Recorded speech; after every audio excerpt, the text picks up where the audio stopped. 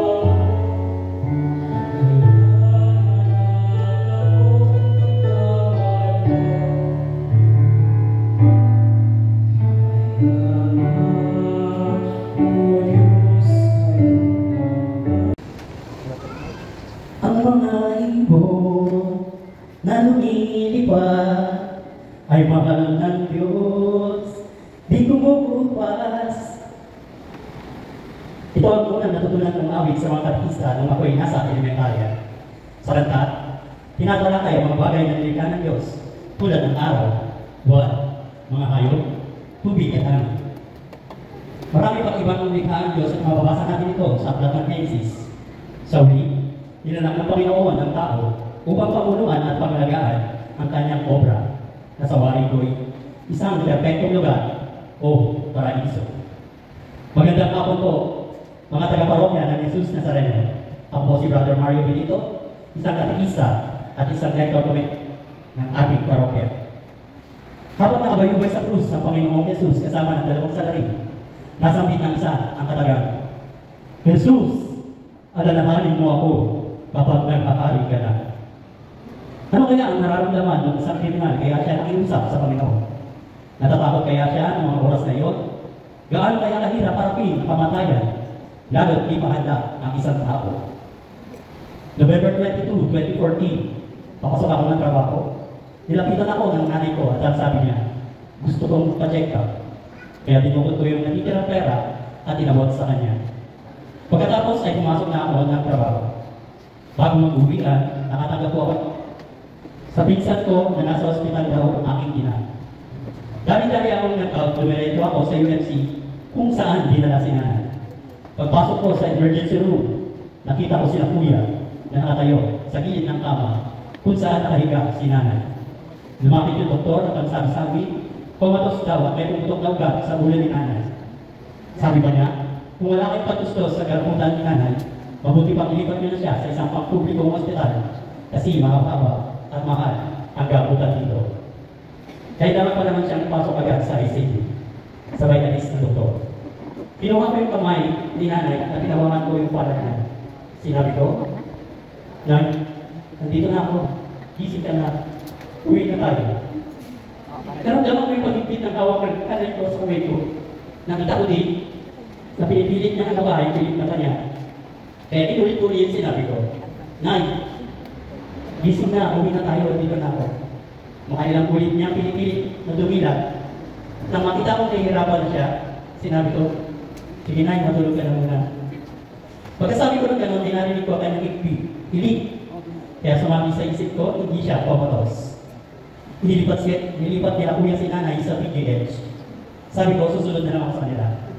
Ilang magahan, pumasok pa rin ako sa trabaho para manghiram ng pera sa mga katrabaho ko. Pero isa pa ang nahirap ko. Kaya nag-message ako sa kaibigan ko. Mabuti at agad siya nag-reply at nagpa siya ako mag-update ng araw na yun. Umuwi ako talang konting namutan sa trabaho ko at itatagdag ko yung sa kaibigan ko. Bala ko kasi, ako yung magbabantay kay nanay sa ospital. Hapon na nang makabalik ako sa bahay at habang nag-impake ng gamit, tumulong ang cellphone ko. Si kuya ang nasa kabilang linya. Nagkita ako sa kanyang sinabi na wala na si nanay. Hindi ko na natapos yung paglagay ng mga gamit sa bag. Natulala ako at di ko na malaya nang bumuhos ang lupa ko. Tinanong ko ang sarili ko, bakit di niya ako inantay? Bakit di niya hinayaan mabantayan ko siya? Pagkatapos na libing sa ako lang napagtanto na baka ayaw niyang makita ko ang kanyang pakikipaglaban kahit kamatayan. Dahil pati ni nanay tulad niya at ni Dimas, makailang beses na din akong nakarap sa bingit ng kamatayan dahil sa sakit kong asma, umika. Tulad nila, naranasan ko ang hirap ng unti-unting nawawalan ng hininga. Ang pagsikip ng daanan ng angin sa dibdib hanggang mawalan ng kanilat sa sobrang hirap.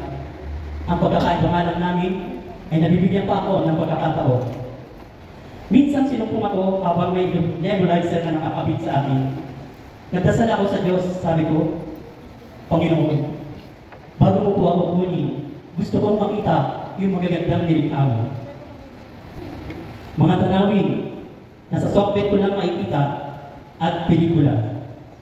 Pagkaraan lang ng mga ilang taon, nakalimutan ko na yung dasal ko na yun dahil sa kabalaan sa buhay. Pero isang araw, may nagaya sa akin na katrabaho ko, Fred, gusto mo sumama? Uuwi kami ng Aklan. Punta tayo ng Boracay. Sumama ako sa kanila at nagpunta kami ng Boracay. Manghang-mangha ako sa ganda. Pinong-pino ang buhangin. Napakalinaw na tubig. Minasdan ko maigi ang paligid, lalo na ang dagat, hanggang sa dulo kung saan nagtatagpo ang tubig at langit, pati ang mga pulo sa dalampasigan. Pero umuwi din agad ako kasi very santo kinabukasan. Nasundan pa uli ng mga pag-aaya sa akin ng iba ko pang katrabaho, mga classmates, mga kaibigan at kung sino-sino pa. Marami na nilang napuntahan tulad ng Mindoro, Sagada, Mountain Province, Albay, Mirat Catanduanes at ang pinaka-latest nga po yung 100 Islands sa Pangasinan.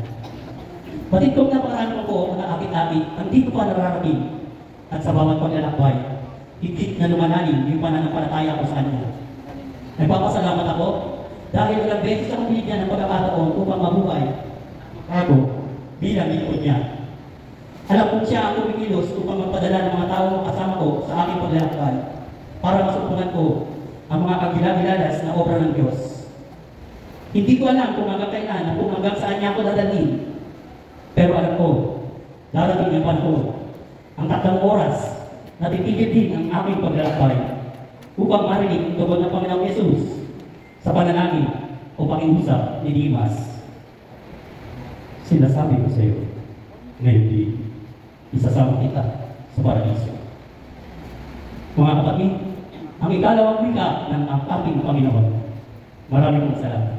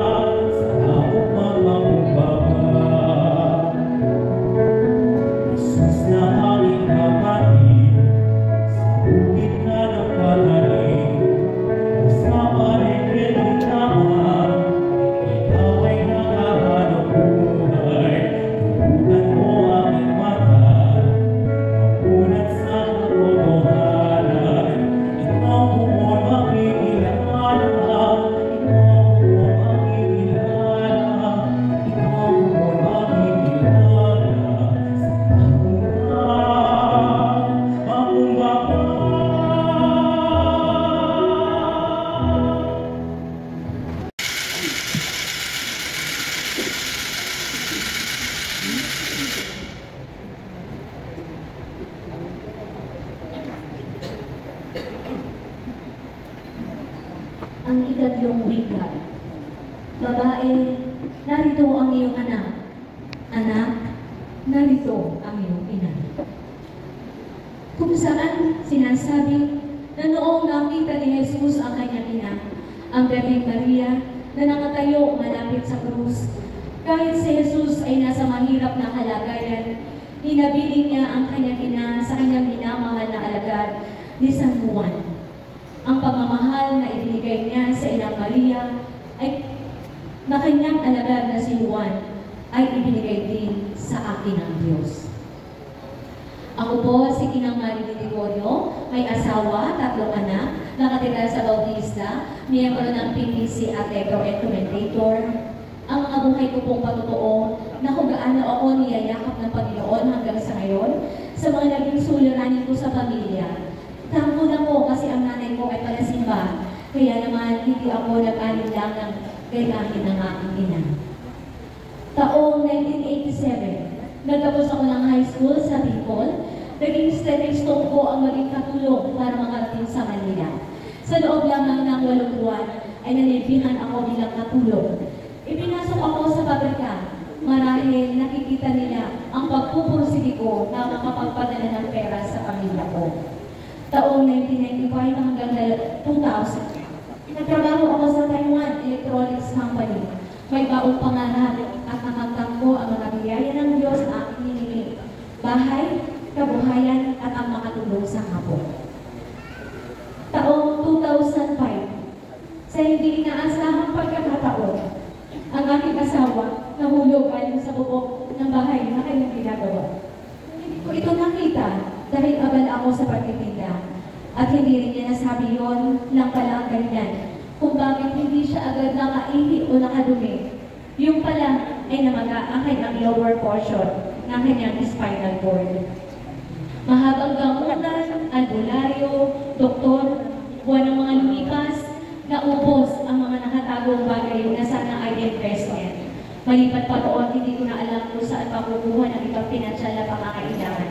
Sigad lagi ang kausap ko, Panginoon, tulungan mo ako. May dalawang kaibigan dito sa simbahan na noon ay bagong resign sa kanilang pinapasukang Philips Lightings. Pinagbigyan nila ako na magamit ko muna ang kanilang pera. Alam na po nila kung sino yun.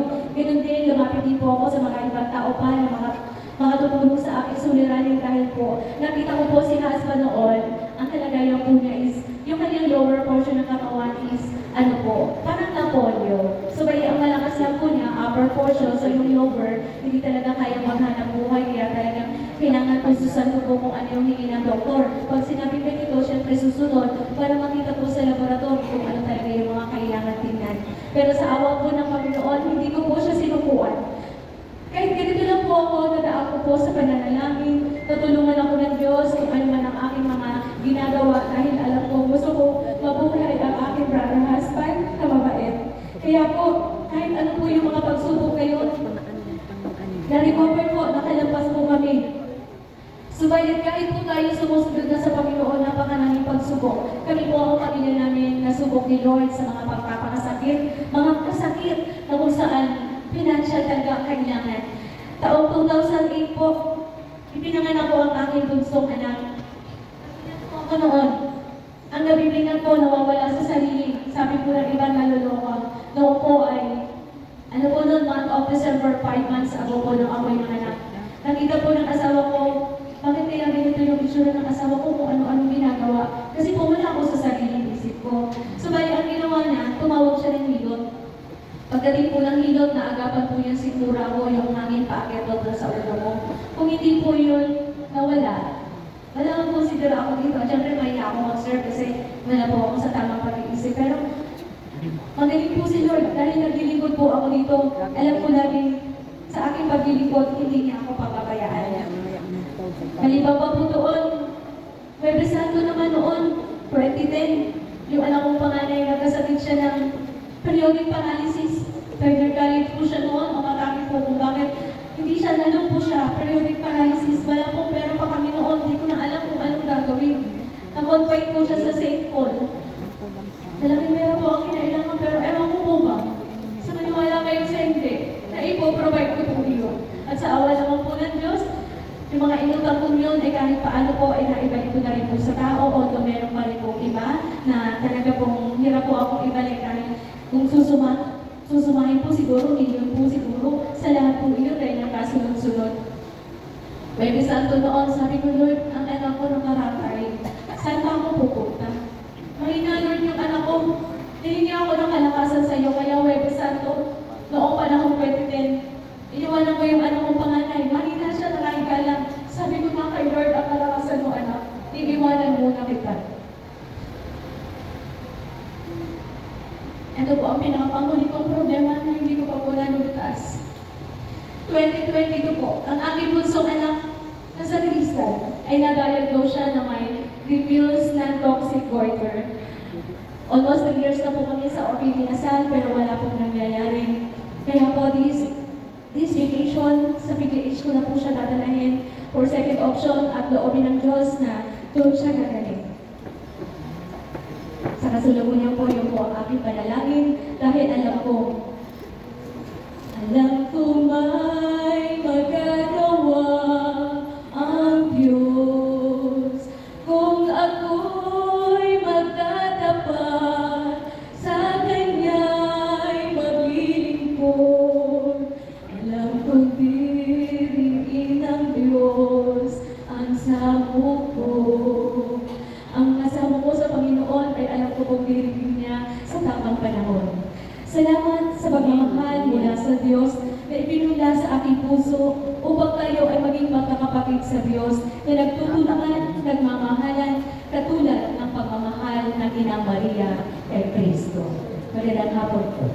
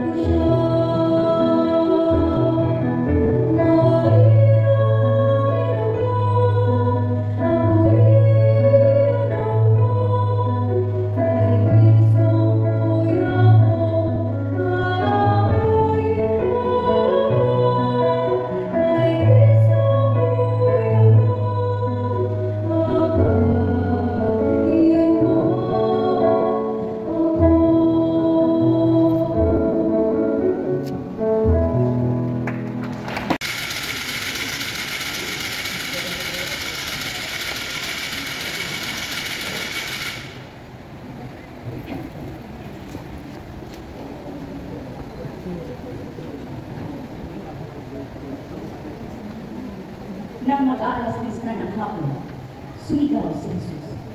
Diyos ko, bakit mo ako pinarayan? Ika-4 na wika ng ating Panginoon Jesus.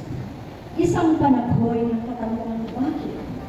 Isang salitang marami na ipakahulugan, depende sa kasunod na salita. Maaaring ikasisiya ng puso natin at maaaring naman ikadudor ng puso natin. Halimbawa sa ikasisiya, pwedeng sabihin natin, bakit ang bait-bait mo? Bakit ang ganyan mo? Bakit inalis ka na? Sa mga nakatutulog na ng puso, maaaring sabihin natin, bakit ang sama-sama ng iba? Ang tamaran. Bakit hindi kita kayang magaling? Bakit mo ako pinagalan? Pangalawa po ako sa 12 mga kapatid, katuwa ng aking ina sa pag-aaruga. Sa tuwing sa aking mga kapatid, sa tuwing may trabaho sila, nagtatabi ng palay o parang ako ang tagaluto, taga-alala sa mga buso kong kapatid. Hindi po madali ang buhay ng isang mahirap. Masakit ang iwanan ko sila. Lumuwas ako ng Kaynila, gigit ang pangarap na maliang ko sa kahirapan ang pamilya ko. Nakapagtrabaho ako pero hindi sapat ang aking kinikita upang matupad ko na makapagpatuloy sa buhay. Isang araw, dinala ko sa bahay ko sila. Doon ko nalaman ang halipan ko ng Diyos. Sa kabila ng paghihirap namin, ang akala ko na hinimutan ang pamilya ko ng Diyos. Pero doon ko nalaman naman kami ng Diyos. 1984 December na naikasal ako sa aking asawa. Nagbalik siya na ako sa abroad at ako na may nakagpa dito sa Israel sa Manila. 10 years ako bago nagkaroon ng anak. At yun ay inilaan ko ang buhay ko sa paglilingkod sa ngalan ng Porcino. Kasagsagang palikulo ng Porcino. At ang lahat ng aking mga kapatid, lagi nilang sinasama sa panalangin ng magpanaman. Kaya naman nagkakatakot. Nakilala ko si Sister Sita at siya ang nagpagapay sa akin. Siya ang naging dahilan, kaya nagtugumpay ako sa gawa ng ito. 1987 to 2005 nang ako ay naristiro sa simbahan ng Secretary of Jesus Paris bilang milyonaryo ako noon. Ako rin ay isang katikista at isa rin kami ito. 2010 at tunawin ko naman ako sa ating parokya ng Jesus na sana. Sa panahon po ng paglilingkod ko sa Porcino, mahirap po. Pinakamahirap po ang Porcino at hindi lang sa salita, pati po sa gawa. Lumaki ang anak ko sa Porcino, hanggang sa nagpaki ang anak ko, siya na nagtataya ng mga libig sa paan ng Diyos para magpinara ako ang Diyos. Kaya sabi ko, naswerte ako kaya mga kapatid ko ay naging mga Porcinista. Sila yung mga pinangarap ko, nakadala ko sa Diyos, at yung asawa ko, sila po ay nadala ko rin sa Porcino. Sabi nga ng mga ilang na nagtatanong sa akin, bakit kami nagtagumpay? Isang araw po, nalis na ko na ang sarili ko, na ang lahat po na hinihingin ko sa Diyos ay ibibigay. Ang mga kapatid ko, gano'n rin nagtagumpay na rin po sila. Kaya nga, lagi kong sinasabi, nagtatanong sa akin kung bakit namin napagtagumpayan ang buhay. Sabi ko sa kanila, nasa Biblia kasi yan. Ayon sa Mateo 6:33, ngunit hindi sa lahat ay pagsikapan ninyo na kayo magharian ng Diyos at mamuhay ayon sa kanyang karuhan. Ang ibibigay siya inyo na ako po si Sister Asmin sa pagod. Nagpatutuo sa mga banal na salita ng Diyos, wagas at tunay. Datapot subalit nagpapatutuo muli, natawang sabi sa isang lerika sa kanta ni Rico Dutton. Ang tao'y marupok, kay daling lumiko sa Diyos na ang lahat siya ang may tulog. February 5 po nang naitagpo namin sa ospital ang pangalan kong kapatid. Nadayag mo sa sakit na mayroong gallstone. Iniwan ko doon ang pangalan kong kapatid. At pinaumagahan ay ilang. Sabi ng doktor, wala na daw pag-asa ang kapatid. Sabi ko ako nag-iwala sa doktor. Ayan. Pwede naman ako. Pwede naman ako. Nakakapitan natin ay walang ipaan. Tayo ng Diyos.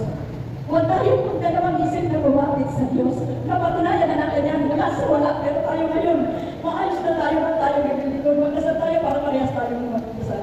Hindi ko kayo na dito na po yung kapatid ko para anak-anak sa aming mga magulang. Sa tuwing magsasabi ako ng buhay ko na ito tungkol sa kanya.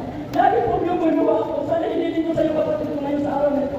Na ito harapan na kung saan ka humili sa atin. Hindi ko na muling maalala at iyakan ng buhay ko. At malalaman ko sa puso na ikaw ay nasa pilihan ng Panginoon. Sabi ko sa Diyos, bakit hindi ko sa iyo hindi mo ibinigay? Ngunang pa kayo pagkilipod ko, ang mga ng aking pamilya, mga namat asawa, mga kapatid ko, lahat kami nagkilipod ko, isa na lang kaibigan ko sa iyo, Ama. Ama, tinitingnan ko ang pangalawa ng sekretar. Bakit nabibig ka? Bakit di mo ako pinakinggan? Minsan lang ako hiniling sa iyo, sana ako lang ang nagkinawa mo. Dahil alas na, minsan may pinapigari na yung mga nagkakaroon ko siya nakasurvive. Nalalamin po kayo ng buhay, pero kiniwag namin patay na. Nakalimutan ko mga kapatid, na ang Panginoon din pala. Ang Panginoon ay nagdusa din ng hirap ng pagtuko sa atin sa salita nito. Sabi niya na, pinasal, sabi sa mga nakasagutan, pinasal niya ang mabigat na krus. Pinupungan siya ng urunang tinig, ilang beses siya nadapanan dahil sa kasalanan natin. Pagdating sa ulit ng Golgotha, dinipa ang kanyang palang at ang kanyang kabalbalang na pagkamay, tinagpusa na matutulis na pagkat. At sa ito'y mamayumay sinipat pa ang kanyang kanilang at pinukala ng kamahal-mahalang dugo at tubig. Panginoon ko, hindi mo kami nakalimutan na isilinin at hihingin ang tawag kami makasalanan sa iyong Ama. Nang sabihin mo, patawarin mo. Patawarin mo, Ama, ang mga tao ito sapagkat hindi nila nalalaman ang iyong pagkakasala. Patawarin mo ako, Ama. Hindi ko nalalaman ang aking mga sinasabi. Ipinabilin mo sa isang magnanakaw na nagsisilay sa sama mo sa paraiso. Nawa ang God, Panginoon. Sa unas na katilan ako ng hilingahan, dahil ulit akong sa paraiso. Noong naghihirap na sa akin, dinalas ko, na kumalamang ng tao ang paano na puno ng sugat ang buong katawan. At pagkatapos, lumaing ka sa iyong mahal na Ama.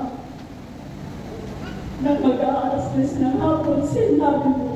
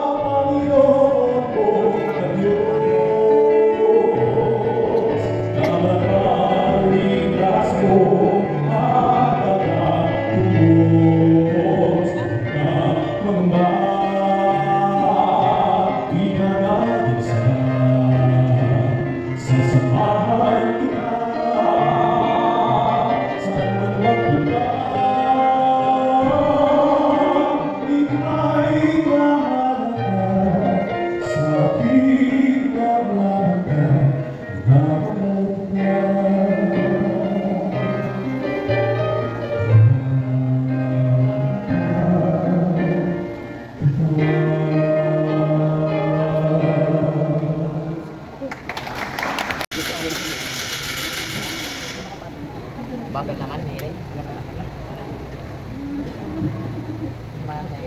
Ang problema ng wika, mula sa 1 chapter 19 verse 28. Alam ni Jesus na nagkaroon na ang lahat ng bagay. Kaya upang matupad, ang kasulatan ay sinabi ng tuwa. 1991 nung kami ay mapunta din sa kanila. Nakakuha kami ng housing unit sa Bayanihan Homes. Ano bang news? Masasabi ko, maayos na kami mamuhay ng mga panahon. Dahil binigyan at para ng Panginoon ng mga panahon. Nagkaroon ng maayos na trabaho, nagkaroon ng mga at may masayang kami. 1992, nagkaroon ng kanawagan ng simbahan at mga kailangan sa nag-seminar para sa isang official program ang ganang mga supervise. Bumalik kami at noon marami kami mula ng aking spiritual na buhay dahil sa mga teachings at formation program na aking ginanilan. Naging member kami at naging leader din naman. Kaya nung nalalapit ng bisyo, pag-iinom, pagpunta sa mga beer house, at sa mga malaking makatana. Nakalis na sila ng mga panahon yun. Hindi kami nagkatagumpay sa pinasok namin negosyo na pagtitindahan sa area. Nalugi kami at malamang sa utang. Halos ayaw ko nang bumisik sa pagkakatulog dahil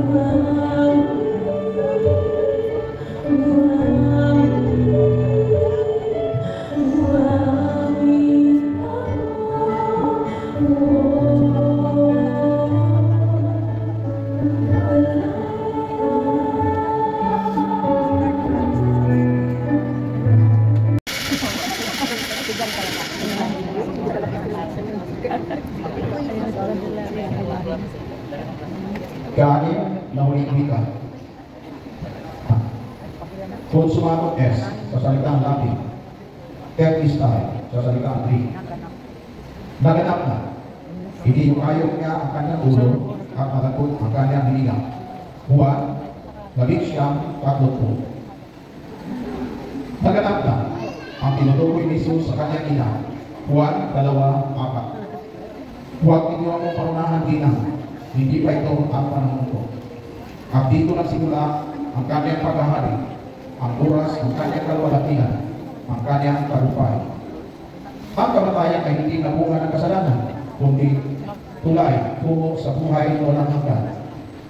Sa pagkamatay ni Jesus ay napatutuhanan natin ang sinulat ni Apostol San Pablo sa unang Korento 15:55. Kamatayan, saan ang iyong tagumpay? Nasaan ang iyong kamangka? Ako po ay lumaging masakitin at mahina sa lahat ng bagay, pisikal at intelektual. Kaya ito ang dahilan kung bakit ako ay laging tinutusok ng aking mga kababata sa eskwelahan. Ngunit ang lahat ng iyon ay hindi ko tinuring na katapusan, bagkos isang hamon na masumikap upang masilayan ko ang bagong pag-asa. Isang umaga magbabago ng aking buhay. Marami pa akong naranasang pagpamaliit at pangalikusta hanggang sa ako'y 20 taong gulang. Ngunit naganap na ang pagpamaliit at pangalikustang iyon noong taong 1977, panahon ng martial law. Pumasok ako sa military training bilang pagtupad sa Command Order dahil ang hindi pagtupad nito ay maaaring makapagpakulong sa akin. Natakot ako kaya dali-dali ako nag-report para magpaskili. Sa buong akala ko na hindi ako makapasa dahil isang akong masakitin at malnourished noon. Sa kasamaang palad, nangyari ang kagustuhan ng Diyos at ako ay nakapasok. At dito nagbubukas ang isa pang kabanata ng aking buhay. Pagkatapos ng 8 buwan, naganap na, natapos ang kalbaryo ng training.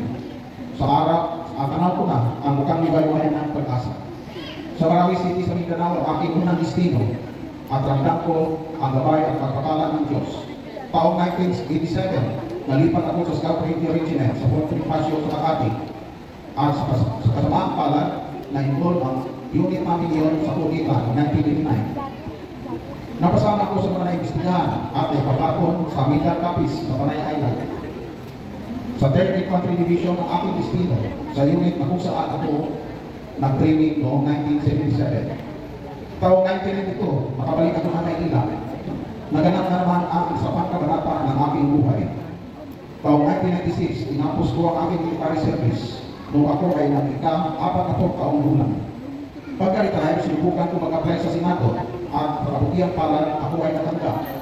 Noong 2022, natapos ang aking government service sa Senado at nag-retire ako muli noong ika-65 kaarawan ko.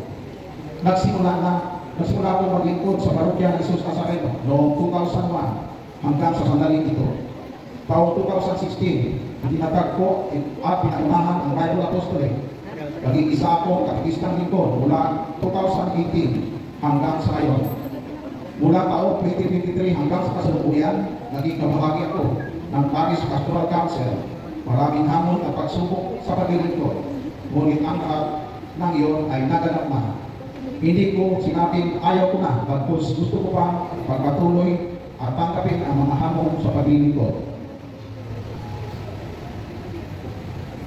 Bagamat sa pagkakataon ito, ramdam ko na ang sariling katotohanan ko ang mga kasulat sa Ebanghelyo San Mateo. Ang Espiritu ay nakahanda, ngunit ang laman ay mahina. Mateo 26:41.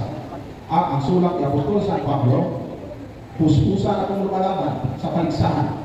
Natapos ko ang dapat kong takbuhin, na natili akong tapat sa pananampalataya.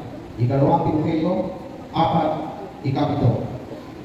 Mga minamahal kung sa bayaran ng Jesus Nazareno, naganap na, ito ang inyong kapatid, Brother Harry Pilario, ang coordinator sa Bible Apostolate, katikistang lingkod at kabahagi ng Paris Pastoral Council, magpapaalam sa sandaling ito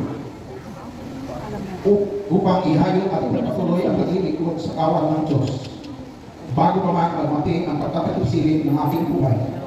sa lugar kung saan nagsimula ang aking pananampalataya, sa lugar ng aking kapakanan sa Cebu, dahil ang paglilingkod ko sa inyo ay naganap na. Amen.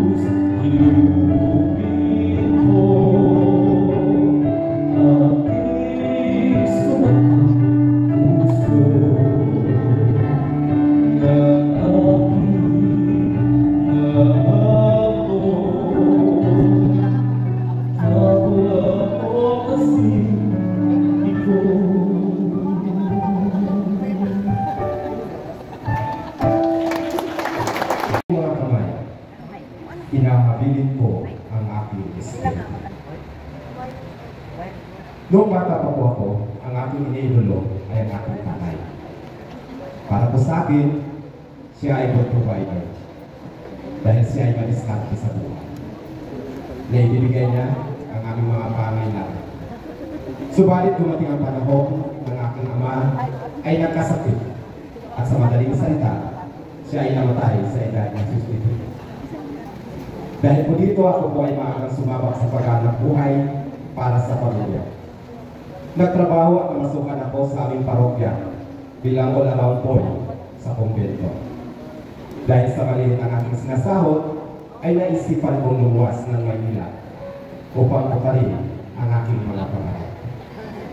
Noong dumating na ako sa Maynila, ako po ay nakapasok sa Immaculate Conception Parochial School bilang janitor sa Kinder Department.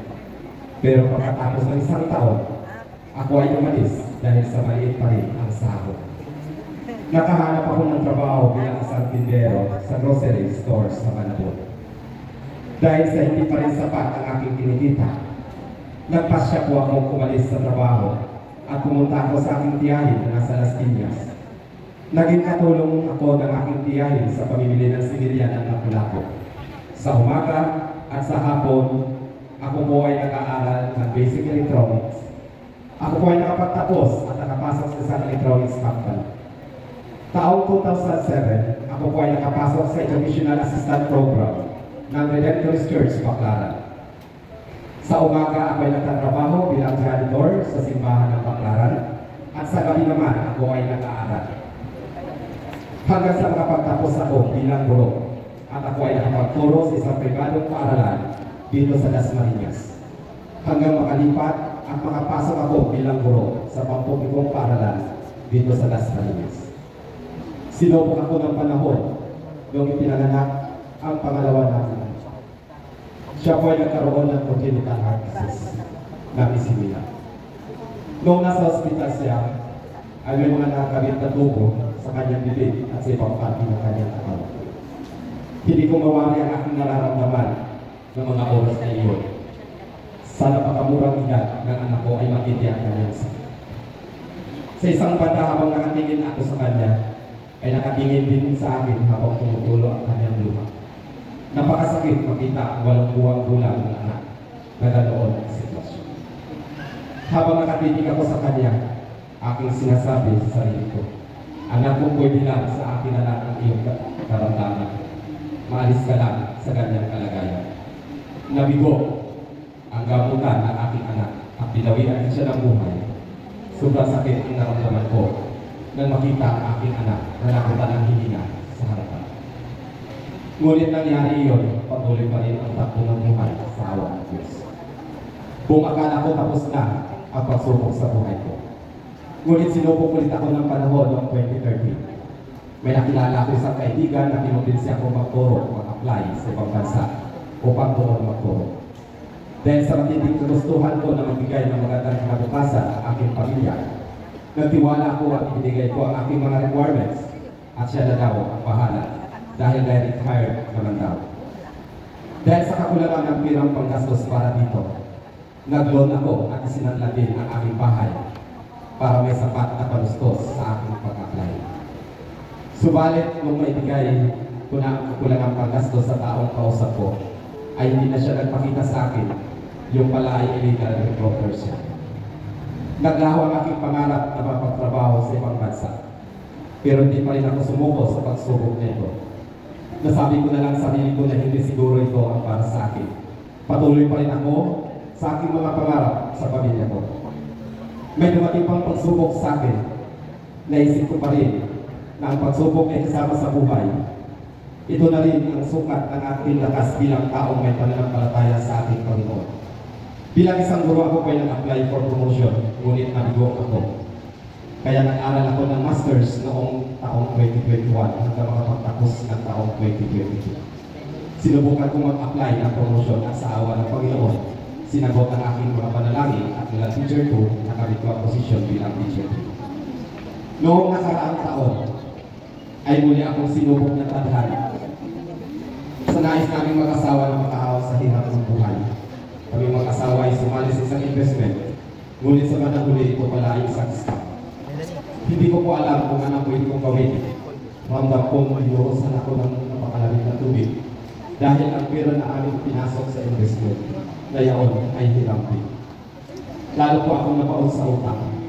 Wala na pa akong maisip kung mga panahon yaon kundi tapusin na lang ang aking buhay. Bilang isang ama, masakit para sa akin nang manghingi ang aking anak ng kanyang pangailangan at wala akong maibigay sapagkat ang aming sahod ay tama lang ang pambayad sa akin. Tuwing umuwi ako sa bahay pagkagaling sa paaralan ay wala pa akong maisip kundi magpakamatay. Salamat sa Diyos at Espiritu Santo na hindi pa rin niya ako pinabayaan. Binigyan pa rin ako ng liwanag sa aking isip. Naisip ko na pumunta dito sa simbahan at dito na naglali. Nagmuni-muni ako habang naglagi sa simbahan. Ang simbahan ng Jesus Nazareno ang naging pinakabahay ko habang ako ay nasa sitwasyon ito. Minsan nagtanong sa akin ng aking asawa, isang araw na ako'y umuwi sa bahay kung saan ako nagpunta at naglalaro. Ang sagot ko sa kanya ay sa simbahan. Kasi kung dito ako sa bahay maglabing, ay baka manatnan na lang akong isang malabing na nabangkay. Pakiramdam ko habang nandito ako sa simbahan ay may ginagawa at sinasabayan ko ng pagdarasal na sana sa tulog at gabay ng may kapal ay malampasan ko ang aking pamilya. Ang mga pagsubok na ito. At lalong matibay ang pagtitiwala sa Diyos. Sa lahat po na napagdaanan ko sa buhay at anuman ang dumating pa, naniniwala ko na walang imposible sa Diyos. Amen. Kaya lagi sa aking panalangin, ang aking sinasabi sa Diyos, Ama, sa iyong mga kamay, inihahabilin ko ang aking espiritu. Amen. Maraming salamat. Ang lagi ko kausap, ikaw ang laging pinagtawag. Gabay ka ng bawat pangarap, lakas ng bawat pagsisigaw.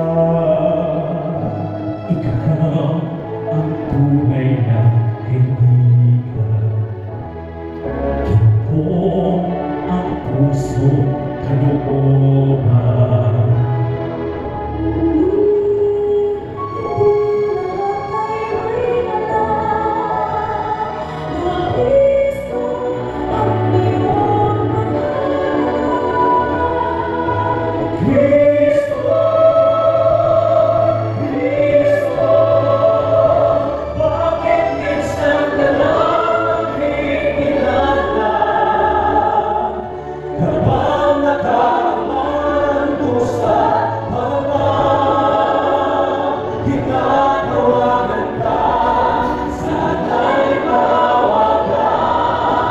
Kristo, Kristo, unang papalang pag-ibig na tulad mo. Bakit ba ang mundo ngayon'y gulong-gulo? Ano dapat gawin? Bakit tulungan mo, Kristo?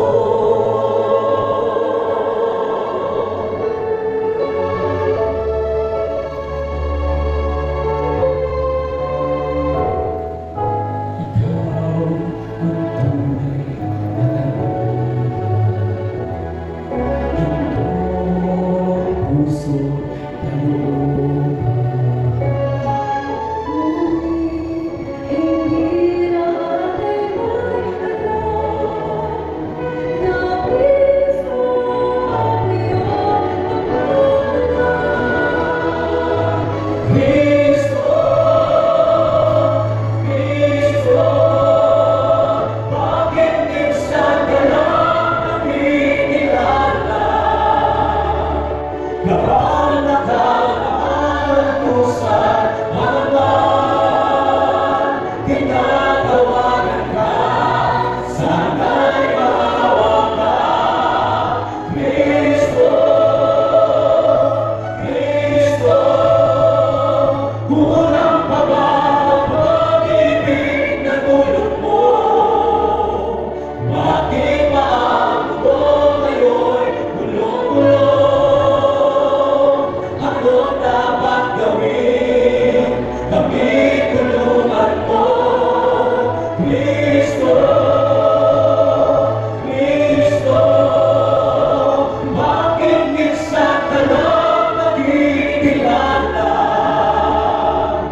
Kapag nakatamaan ang kusay, bababa, tinatawagan ka, sana'y mawagan. Kristo, Kristo, unang pabalang pag-ibig na tulad mo. Bakit ba ang mundo ngayon'y gulong-gulo? Ano dapat gawin? Kami